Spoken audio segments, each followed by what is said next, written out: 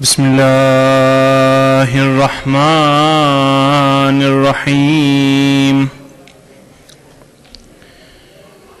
الحمد لله رب العالمين. الحمد لله الذي علا فقهر، والحمد لله الذي بطن فخبر،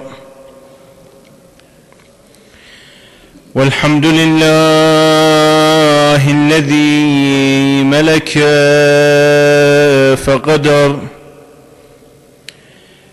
والحمد لله الذي يحيي الموتى ويميت الأحياء، وهو على كل شيء قدير.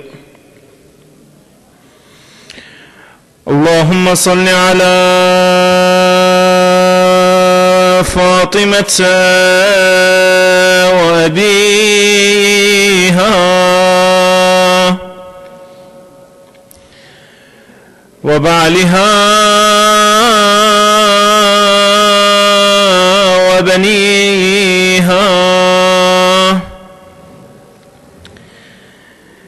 والتسعة المعصومين من ذرية الحسين. O Lord, send your blessing upon Lady Fatima and upon her father, Prophet Muhammad, and upon her husband, Imam Ali, and upon her sons Hassan and Hussein, and the 9 Imams, sons of Hussein. Assalamu ala al-Hussein wa ala Ali ibn al-Hussein wa ala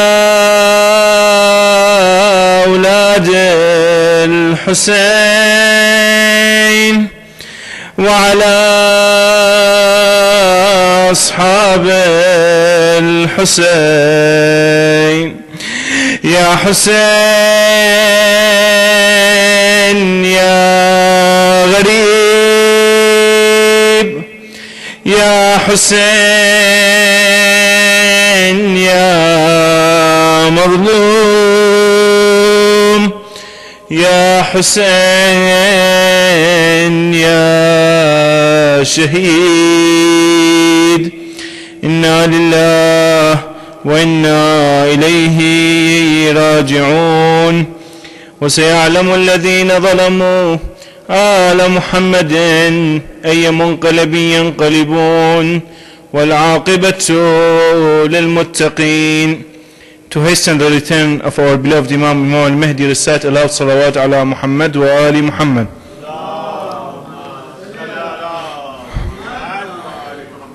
Respected brothers, respected sisters, Assalamu alaikum wa rahmatullahi wa barakatuh.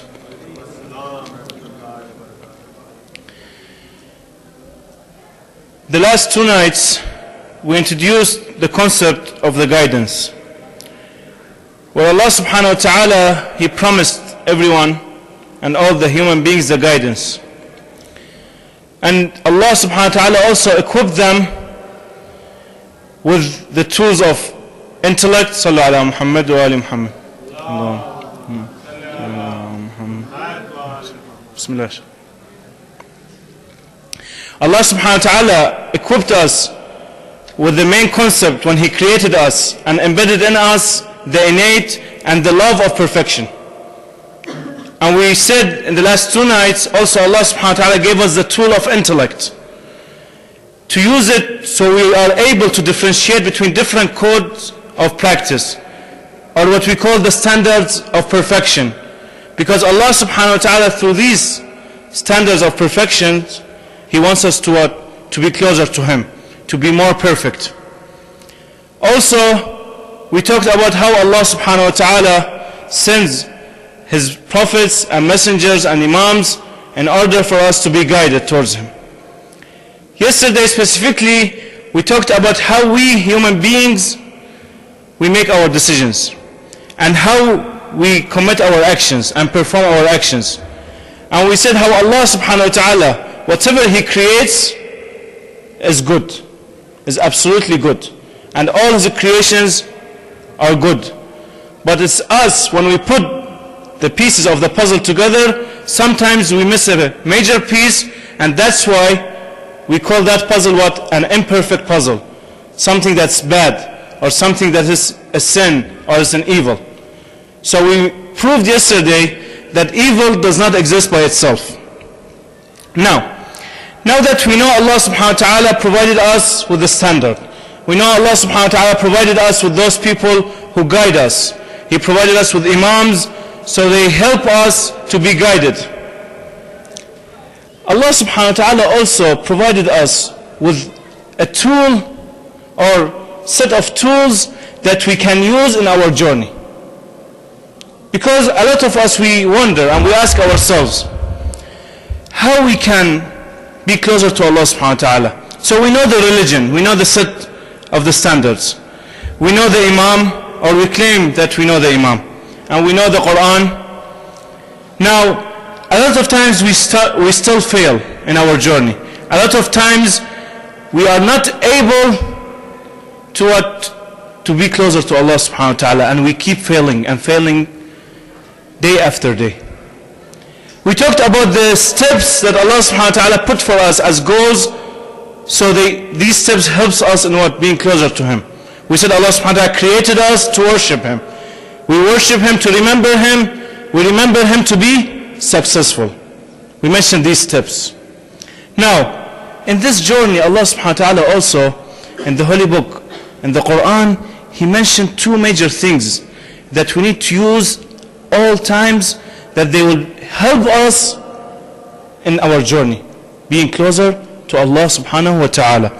Allah subhanahu wa ta'ala in Surah Al-Baqarah, in verses 44 and 45, He says, أعوذ بالله من الشيطان الرجيم أتأمرون الناس بالبر وتنسون أنفسكم وأنتم تتلون الكتاب أفلا تعقلون واستعينوا بالصبر والصلاة وإنها لكبيرة إلا على الخاشعين. Allah says, do you enjoin righteousness upon others while you ignore your own selves? So those people enjoy righteousness upon others. They command others to perform the good deeds and they forget themselves. Although you keep reciting the book, you have the book before you and you keep reciting it, have you then no sense? You never reflect, you do not think, you don't read these words of Allah subhanahu wa ta'ala with reflections. Then He says, seek help through patience and prayer. It is indeed exhausting, something hard. There's hardship with the being patient and perform the prayer. But not for those who are humble and fearful. They are khasha. They have the fear of Allah in their hearts. It's not for those people, it's not hard. You see, brothers and sisters, Allah subhanahu wa ta'ala, in these two verses, He is talking to Bani Israel. Bani Israel, they used, or the preachers of Bani Israel, they used to preach the people without changing themselves. So they used to go to the people and command them, pray, be closer to Allah subhanahu wa ta'ala, perform these actions, enjoin good. But what? They used to forget themselves. They did not apply these things on themselves. Allah subhanahu wa ta'ala is asking them, you do not reflect on the verses that you recite in the book of Allah that He revealed upon them? This is a key element in our life, brothers and sisters. In order for us to be closer to Allah subhanahu wa ta'ala, the journey and the struggle starts with ourselves, before the others. We usually tend to what? To preach others and ask others to be better and ask others to perform certain actions of worship and being closer to Allah subhanahu wa ta'ala, but we forget ourselves. Why? Because it's much easier to actually ask someone else than what? Than do it ourselves. We do not lead by example. Our beloved Imams always, in their narrations, they emphasized, they said, do not call the people by your tongues. Do not invite the people to Islam by your tongues, but what? Through your actions. Lead by example. This is a key thing. We always tend to what? We want to change the community. We want to change the people. We want to make a great change in this universe. But we what? We forget to change ourselves. We forget the importance of changing ourselves. We need to reflect on these verses. Allah subhanahu wa ta'ala asks us, you have the book before you. You do not reflect? First recite the book. Connect yourself to the book. Connect yourself to the verses. Change yourself. Then what? Then start calling the people to this path. Then Allah subhanahu wa ta'ala introduces two major things, two major tools that we can use to what? To seek help through them, to be closer to Allah subhanahu wa ta'ala. Allah says what? وَاسْتَعِينُوا بِالصَّبْرِ وَالصَّلَاةِ. Seek help through patience and prayer. In this verse, Allah subhanahu wa ta'ala first, He introduces this concept, seeking help. The concept to seek help through an action. So, our scholars, they use always this verse to emphasize that in the journey to be closer to Allah subhanahu wa ta'ala, we are able and it's allowed for us to seek help through other means. Meaning, those people who say you should connect directly to Allah subhanahu wa ta'ala, you should talk directly to Allah subhanahu wa ta'ala, you do not need to seek help through the imams, through the prophets, through the messengers. They say, no, this is shirk. Don't seek help, don't ask the imam to help you. Ask Allah subhanahu wa ta'ala directly. You can use this verse. You say Allah subhanahu wa ta'ala in the Quran said what? وَاسْتَعِينُوا بِالصَّبْرِ وَالصَّلَاةِ. Seek help through patience and prayer. So Allah subhanahu wa ta'ala allowed us as a human beings to seek help through what? Through actions, through righteous people, through different means to what? To be closer to Him. Now, Allah subhanahu wa ta'ala introduces seeking help through patience and through prayer. They say when you seek help, sometimes you seek help through yourself and sometimes you seek help through other things. In this verse, the implementation of seeking help through yourself is being patient. And the implementation of seeking help through other means is what? Performing the prayer.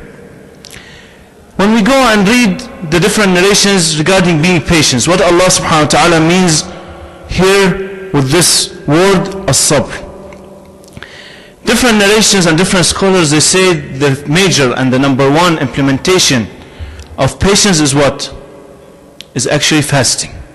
So Allah subhanahu wa ta'ala here is asking us to fast and perform prayer, and through these two actions of worship we seek help and seek guidance. Then Allah subhanahu wa ta'ala here in this verse also, He is giving us an equation to test ourselves, to see how much we are close to Allah subhanahu wa ta'ala. Because at the end of the verse, what Allah subhanahu wa ta'ala says? It says, this is something that's hard. Being patient and performing the prayer is something that's hard, except for those who are what? Are fearful. They are humble in their hearts before Allah subhanahu wa ta'ala. So in order for you to test how much you are khasha', are you amongst those who are khashi'een, you need to what? You need to see how much you like to be patient and how much you like to perform the prayer. Because when you go and you want to perform the prayer, if you see that performing the prayer is something that's what? That's hard for you. Something that there's a struggle in it. It's not an easy thing. You always try to delay it, to push it back. You always try to put it something that's in second priority, third priority, not the first one. Then here the reason is what? Allah is telling us is your khushu'. How much you are humble before Allah subhanahu wa ta'ala. How much you fear Allah subhanahu wa ta'ala. Allah subhanahu wa ta'ala, here He gives us in this verse how to test ourselves. If we are going through a trial and we are patient and we always see this trial as something easy and we say Alhamdulillah, it means what? It means that we pass the test of what? Being khasha'. But if we do not, then we need to go back and reflect and check our khushu'. How much we are fearful of Allah subhanahu wa ta'ala. How much we are humble before Allah subhanahu wa ta'ala. How much we are dependent on Allah subhanahu wa ta'ala. Do we realize the dependency on Allah subhanahu wa ta'ala or no? If we do not, here what we want to what? To strengthen our patience. You see, brothers and sisters, we find in different narrations our beloved Imams and the Prophet, they say, Inna sabra miftah al-faraj. Patience is the key for what? For success. For the things to be resolved. If you have a problem and you want it to be resolved, you need to be patient. We have another narration from our beloved Prophet Muhammad sallallahu alayhi wa alayhi. When he was asked about faith, about iman, the Prophet answered what? Huwa sabr. He linked the faith with what? With patience. He said, someone came and asked him, what is the faith? He answered what? Huwa sabr. It is the patience. Here the Prophet is emphasizing on the importance of patience. Then we have also another narration from the Prophet himself. He says the faith is of two components. The first component is the patience, and the second one is what? The thankfulness. Shukr. How much we are thankful to Allah subhanahu wa ta'ala for all the opportunities that He's providing us, with all the situations that we are in. Then we have a narration from our beloved Imams. They say, الصبر من الإيمان بمنزلة الرأس من الجسد. The relation of sabr to the faith is the relation of the head to the body. فمن لا صبر له لا إيمان له. If you don't have patience, you don't have what? Faith. This is the importance of being patient. Now, what does it mean to be patient? What is patience? Some people say being patient is what? Is to sit and accept the situation that you are at. Whatever situation you are at, whatever status you are at, you accept. You say, Alhamdulillah, I'm patient. I accept. I am poor. Alhamdulillah, I am poor. I will do nothing about it. I am rich person. Alhamdulillah, I am rich. I will do nothing about it. I am in a trial. I am sick. I sit at home. Alhamdulillah, I am patient. I will do nothing about it. Is that a real patient? No. That's not real patient. The real patient is actually divided into three major parts. We have three types of patience. The first is as-sabru ala at-ta'ah. Meaning what? To be patient on the acts of worship. When we perform the acts of worship, we have enough patience to perform them completely. We have enough patience to perform our acts of worship. all the obligations that Allah subhanahu wa ta'ala obliged us with. All the mustahabbat even that Allah subhanahu wa ta'ala recommended for us. We have enough patience to what? To perform these acts of worship. To be closer to Allah subhanahu wa ta'ala. The second type of patience is what? Is to be patient from what? Performing the forbidden acts. When we see something that we have desire towards and it's haram, we need to be patient not performing it, not stepping forward towards it. We need to think twice, have the fear in us to be patient, not to perform this forbidden act, this haram act.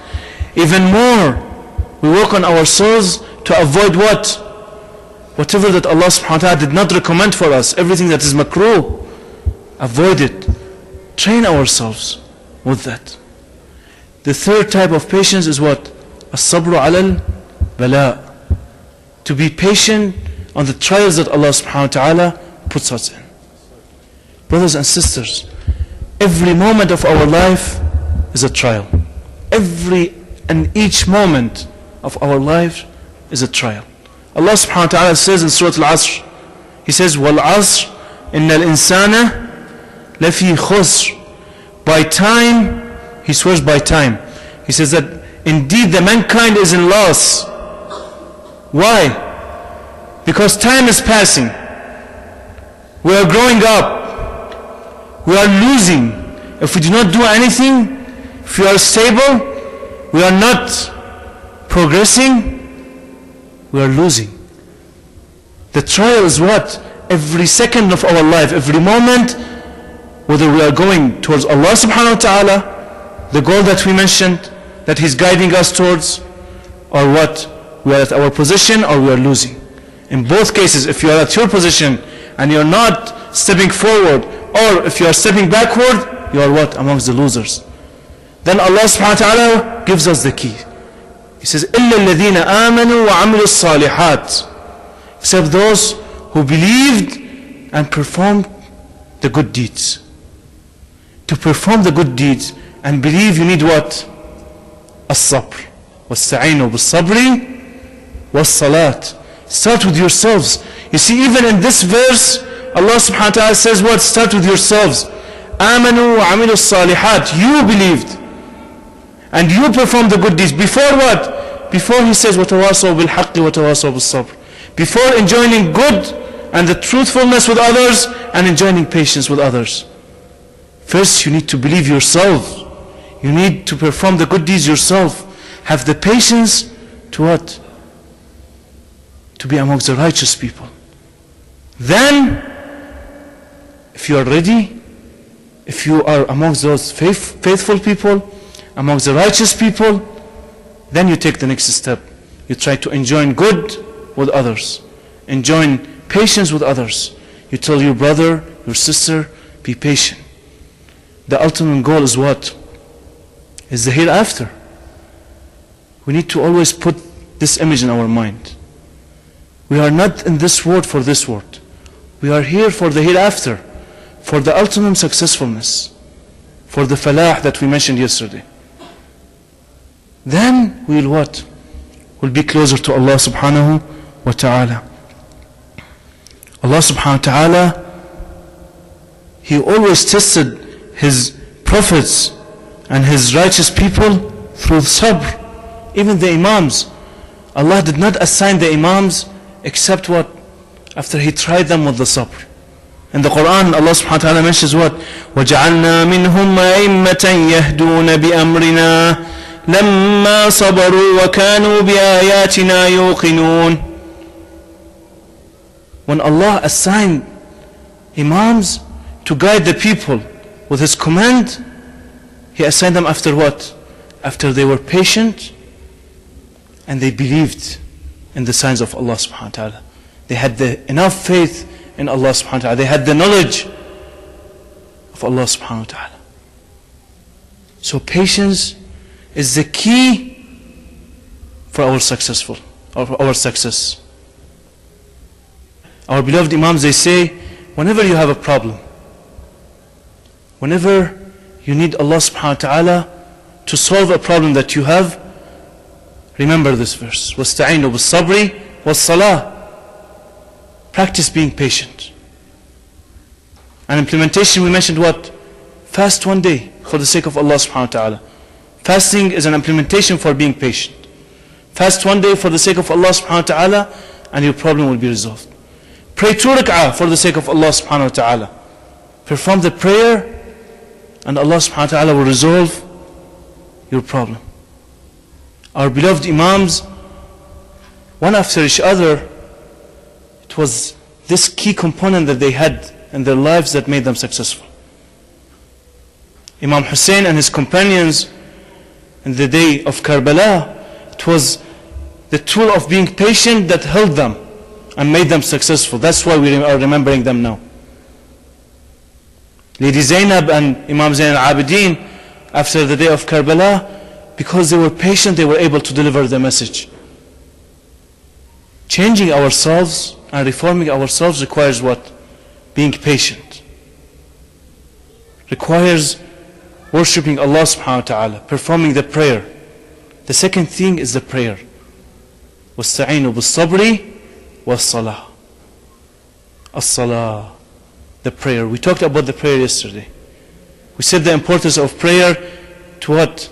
The prayer itself helps us to develop the patience in ourselves. It's a tool. It helps us to resolve our problems. It helps us to be closer to Allah subhanahu wa ta'ala.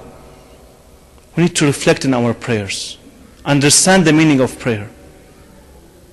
In the prayer, when we ask Allah subhanahu wa ta'ala in Surah Al-Hamd, اهدنا الصراط المستقيم, we need to understand the meaning of اهدنا الصراط المستقيم.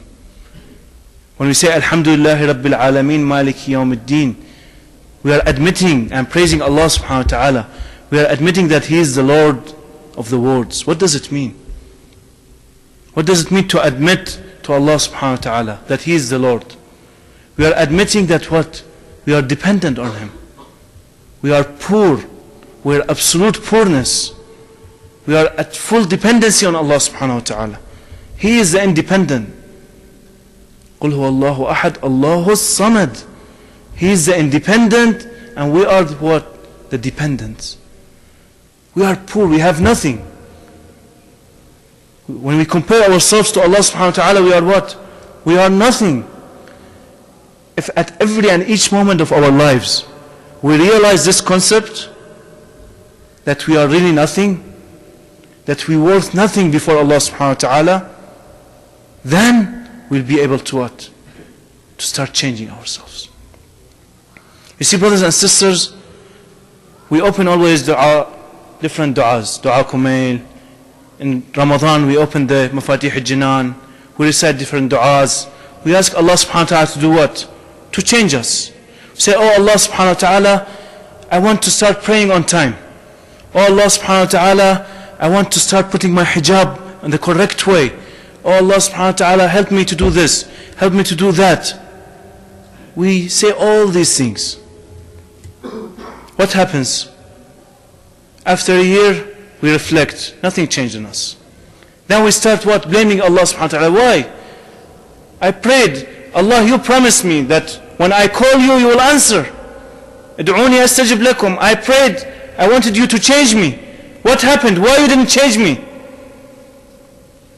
Because we forget about what? Allah says, لا إكراه في الدين. Allah will not force you to commit something. When you pray to Allah subhanahu wa ta'ala and ask Him, He will provide you with what? Opportunities. You need to take the next step. It's always us who need to what? To take the next step. Without us taking the next step, we will not change. We will not reform. You see, brothers and sisters, yesterday was the last day of Safar. Today is the first day of Rabi' al-Awwal. This season of Ashura and commemoration of Imam Hussein, it ended. Now, next Muharram. So this season ended next Muharram. Are we going to be the same or no? Because if you are the same, then believe me, you being here, me being here, is what? Is totally useless. It has totally no meaning. It's absolutely waste of time. Go back home and enjoy yourself. Don't attend next Muharram if you are the same. Because what? The message of Imam Hussein is what? Reform. The change inside yourselves. We need to start changing ourselves. To start changing ourselves, it should not be only an idea inside our minds. It should not be only a concept inside our minds. It should not be a request and asking Allah subhanahu wa ta'ala only to help us. It should start what? We should start the implementation. All of us, we are in schools or we have businesses, we always practice this. We practice planning. When we go to school, we have a sheet. We go to the advisor, we write down the courses. Right? We write them down. Then we go to the internet and we start registration. When we have a business, we always what? We have meetings. We start writing down what we need to do for the coming year. We set goals and objectives. Then we start what? Implementing. Same thing. When it comes to ourselves, don't leave the idea here. Don't leave it in your mind. Start writing it down. When you go home tonight, take out a paper, take out a pen, and start writing. From today till the next Muharram, I want to change in myself 1, 2, 3, 4, 5. Write down 5 to 10 things. I want to start praying on time. I want to finish reciting the Holy Quran at least 5 times, 6 times, 12 times. Depends. You check yourself. You know your ability. If you do not do it, usually say at least 3 times. If you usually do it, increase it by 1 more time. I want to start leaving this bad habit in myself. I want to start fixing this issue in myself. I want to be in a better position in my business. I want to be in a better position in my school. Even that's part of religion. Being a good Muslim, a good Shia Muslim, is something that's what? Inside our religion. Write these things down. When you start writing them down, start reflecting every week. See where are you? Did you start performing them? Did you start taking action? Have a meeting with yourself based on this agenda, based on these goals and objectives. See how much you are changing yourself. If you see yourself failing, what you should do? You should seek help through what? As-sabri was-salah. Say, okay, today or this week I failed. Let me go and perform, for example, for each failure, 2 rak'ah of prayer. If it's a real big failure, let me go and fast 1 day for every time I fail. Allah subhanahu wa ta'ala, He is giving us the tool. Connect yourself with whom? With your Imam. We mentioned the guidance is through whom? The code of perfection is through whom? Through your Imam. Communicate with him, talk to him. He listens to you. Talk to him, tell him, oh Imam, help me. Oh Imam, I did bad in these things, I did good in these things. Talk to him. Establish this relation with him. Recite du'as every day. Du'a al-ahad. Recite it every day morning so you are in touch with him. So through patience, through prayer, through connection to the Imam, you start changing yourselves. Then you become a real implementation of what? Of the reform that the Imam asked. Imam al-Hussein asked. Then next Muharram, you are a different person. Then you can be proud of yourselves. You can say, we are a real Shia Muslim. This is what our beloved Imam sacrificed himself for, and this is what we are doing. We need to reflect on these things. Our beloved Imams, they struggled for us, for the humanity. So they change. So we either waste what they struggled for, or we what? We invest in it. And we change ourselves. Brothers and sisters, we are commemorating also amongst the death of our beloved Prophet, the death of our beloved Imam, Imam al-Rida, our 8th Imam. There are 2 narrations that commemorate the death of our beloved Imam. One is the 17th of Safar, and the other one on the last day of Safar. Our beloved Imam, Imam al-Rida, alayhi salam, he is one of the Imams that he struggled a lot. He had to leave his hometown and travel all the way to Khurasan. During his time, there were 2 or 3 actually Khalifs of the Abbasid. Harun al-Rashid and his sons Amin and Ma'mun. He had to face a lot of struggles inside his community, inside the Islamic community. There were different fights. There were some philosophical fights. One of them we mentioned yesterday, among those people who say all the actions are done by Allah subhanahu wa ta'ala, including the bad actions. And the others who says that we are fully independent of Allah subhanahu wa ta'ala. There were a lot of theological problems, a lot of jurisprudence problems, even a lot of political problems. Other than the Abbasid, there were a lot of political problems against the Imam.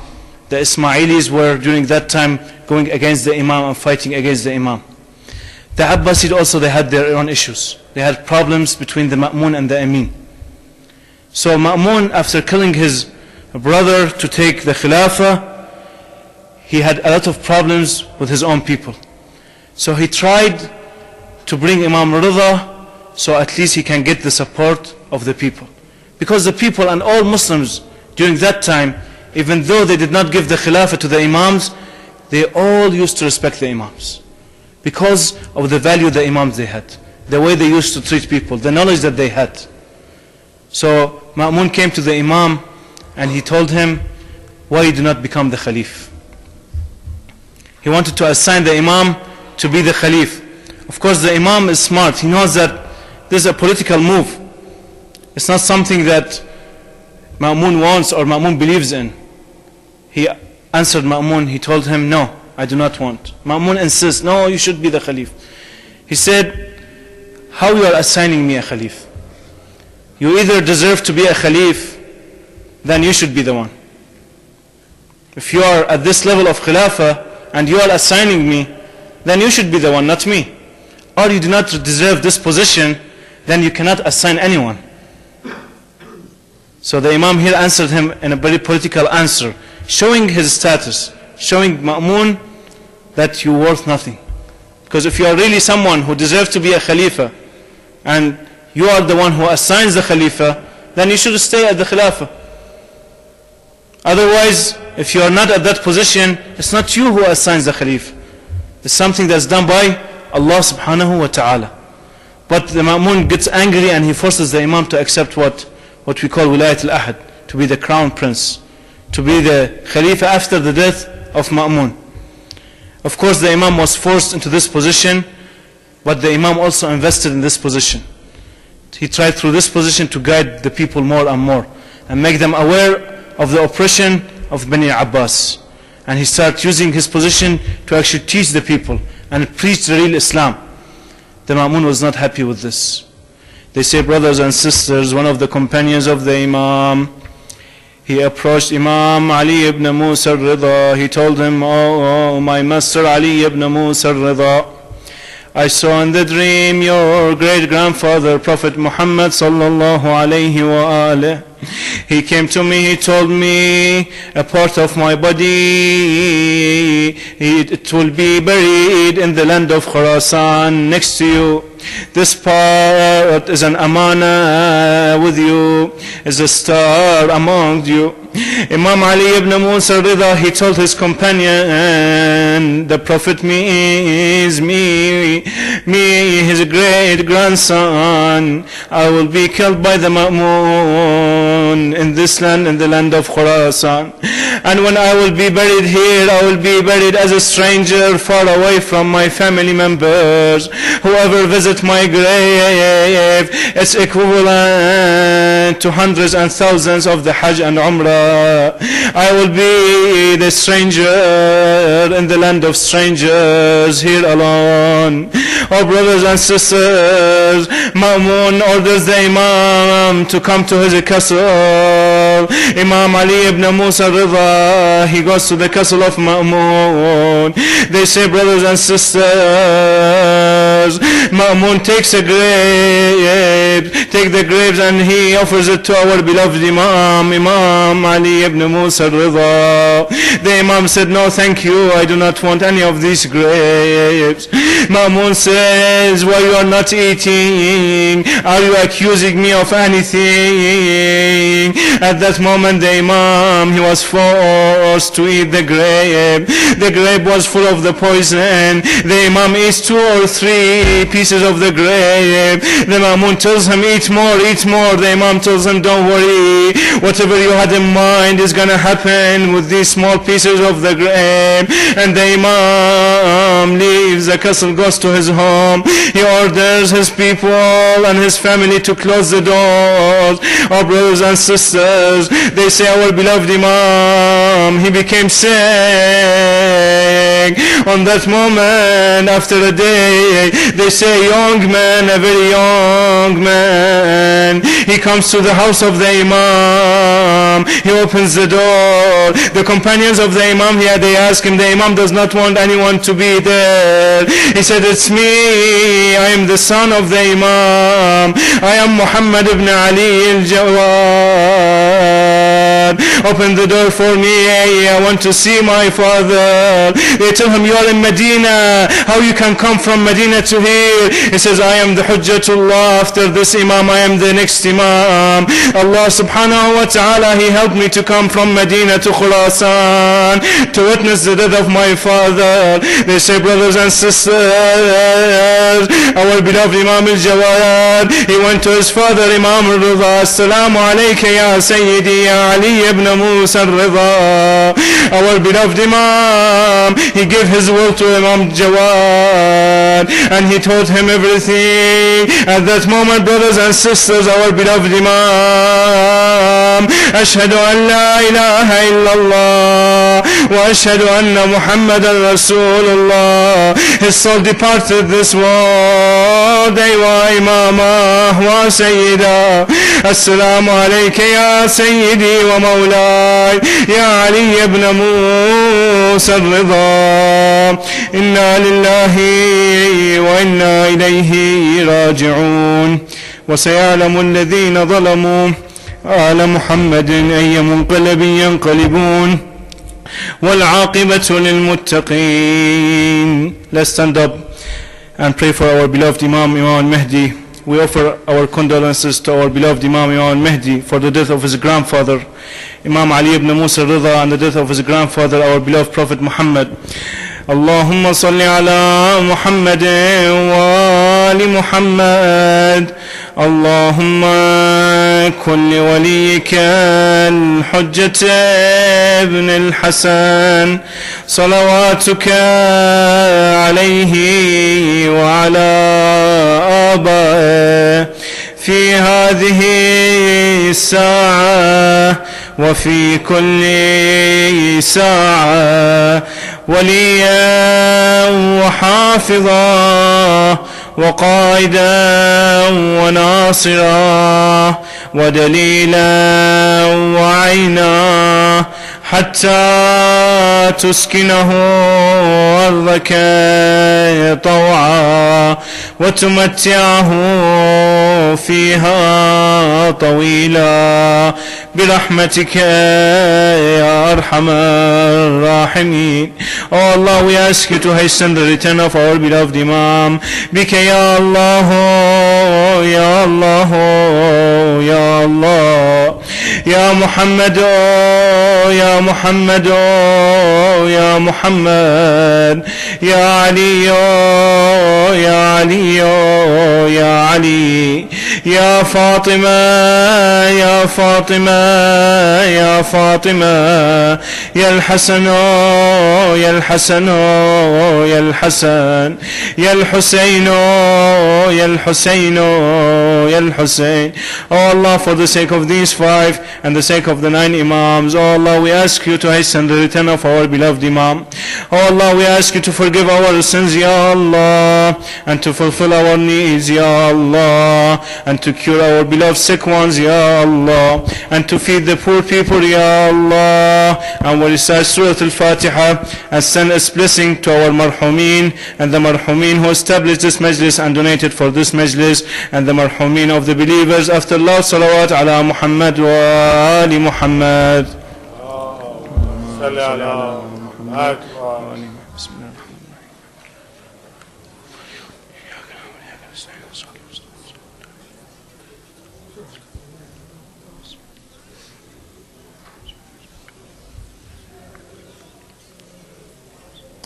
حسين